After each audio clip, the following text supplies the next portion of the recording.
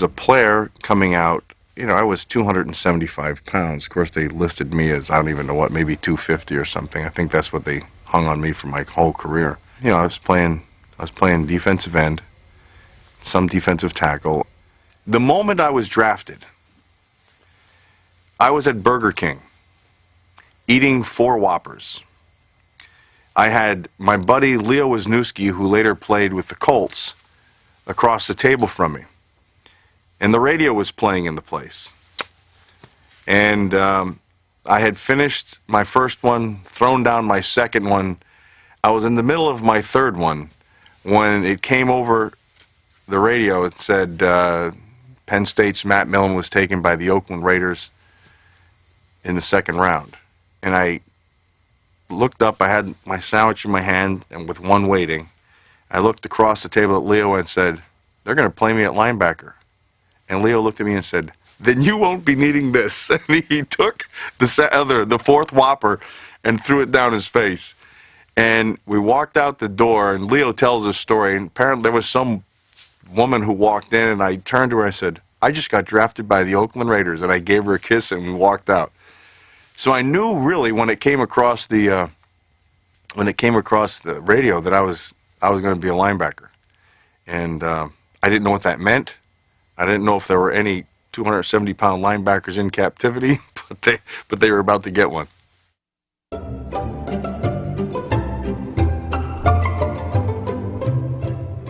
The physical part was always very easy for me. And as I learned when I got to the Raiders, that was something that they were looking for. In fact, the first time that my first film sessions with the Raiders with Charlie Sumner, he brought me in and he sat me down and he said, "Look, these are the plays that you have to stop." He showed me these plays of John Hanna coming off the ball and Ed White. And they were just horror films. They were just rejecting people left and right and blowing them out of there and guys getting hurt. And they said, "You need to stop these 2 things." And so I had embedded in my mind, okay, I got to whip John Hanna and a one-on-one stuff, and I got to beat Ed White. And if I can handle this, we're going to be better. Somehow that's what they told me, so that's what I believed. And I remember we played the Patriots in the preseason, and here's John Hanna. And it's like, okay, well, I remember these tapes. So he came out, and I hit him so hard.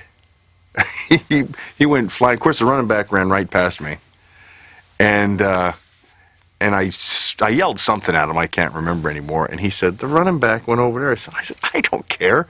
I did what I was supposed to do."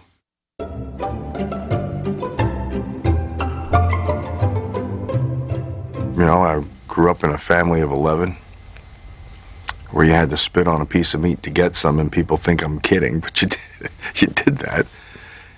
And so you just kind of learn. You learn if you need something done, you do it yourself. And if something needs to be done, don't wait for somebody else to do it, go do it.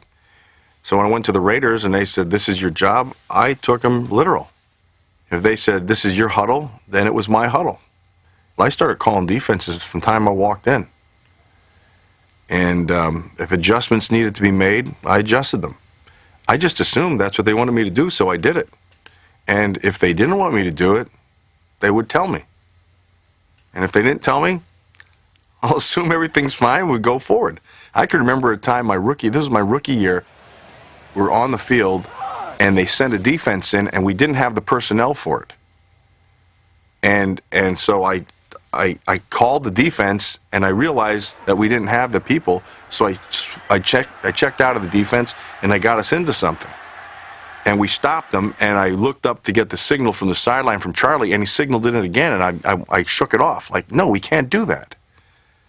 And so then I turned around, and they're coming to the line of scrimmage, so I changed it again, and I made a call to the line of scrimmage, and we adjusted, and we stopped them, and now it's 3rd down.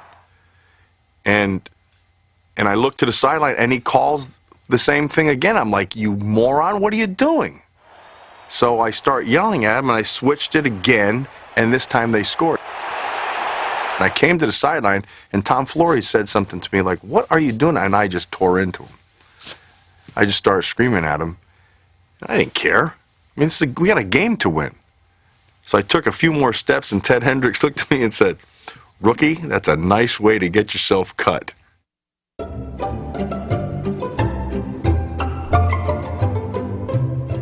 At its core, it never changes. And our game has evolved from stage to stage, from the 30s to the 40s to the 60s, all the way through. And it's still changing. But there are some things that never change. Blocking and tackling. And it's a simple, simple game. You find the ball and you drill them. And the important thing about tackling, there's only one thing that matters when you tackle. It's getting them down. Whatever you have to do to get him down, you get him down. And there are the Jack Tatums who did it with great collision. And there are other guys who just pulled them down by a finger or grabbed them by the jersey or, whatever it takes. Sometimes it's a face mask and there's a flag. Sometimes it's a face mask and there's no flags. And guess what? That's a good tackle.